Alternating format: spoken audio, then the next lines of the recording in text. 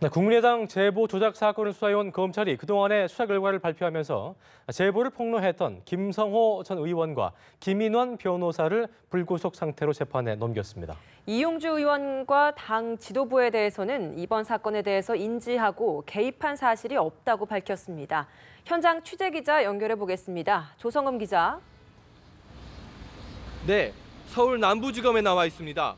남부지검 공안부는 국민의당 제보 조작 사건의 수사 결과를 발표하고 전 공명선거 추진단 부단장이었던 김성호 전 의원과 김인원 변호사를 불구속 기소했다고 밝혔습니다. 이들에겐 앞서 재판에 넘겨진 이준서 전 최고위원 및 이유미 씨 등과 마찬가지로 허위사실 공표 혐의가 적용됐습니다.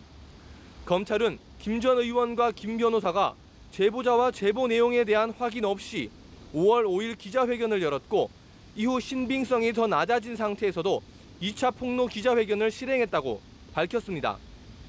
기자들이 제보자로 지목된 김모 씨에게 보낸 이메일의 회신을 받지 못한 점, 그리고 문준용 씨와 김 씨의 파슨스 스쿨 재학 기간이 다른 점을 파악하고도 기자회견을 연 점 등을 고의성의 근거로 삼았습니다.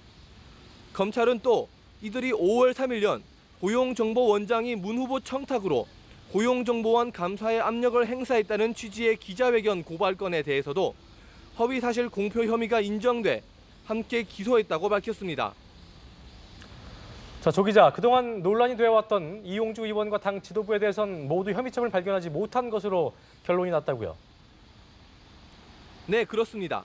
검찰은 부실검증 의혹을 받아온 전 공명선거 추진단장 이용주 의원을 한 차례 소환해 조사를 벌였지만 허위성을 인지한 증거가 발견되지 않았다고 밝혔습니다. 이 의원은 첫 기자회견 전날인 5월 4일 이준서 전 최고위원을 만나 조작된 제보를 넘겨받았지만 검증에는 관여하지 않았다는 주장을 펼쳐왔는데요. 검찰 수사 결과도 이 의원의 주장과 마찬가지로 나왔습니다. 이 전 최고위원에게 조작된 제보를 받은 박지원 전 대표와 이 씨의 구명 메시지 등을 받은 안철수 전 대표 역시 예상됐던 바와 같이 제보의 검증이나 기자회견에 관여한 증거가 발견되지 않았다고 결론 내렸습니다. 당초 서면 조사 등의 가능성이 제기됐지만 검찰은 두 사람 모두 아예 당사자에 대한 조사를 진행하지 않았는데요.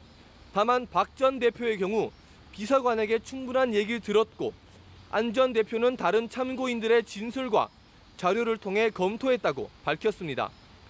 결국 당초 검찰이 지목한 피의자와 피고발인들에 대해서만 사법 처리가 이루어진 건데요.